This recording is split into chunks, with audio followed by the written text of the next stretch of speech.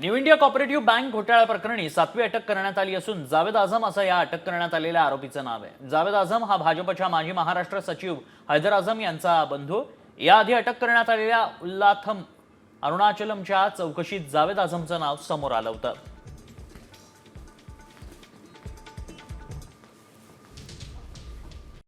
Comscore नुसार आता isakal.com आहे देशातील नंबर 1 ची मराठी न्यूज वेबसाईट। प्रत्येक अपडेटसाठी isakal.com ला नक्की भेट द्या।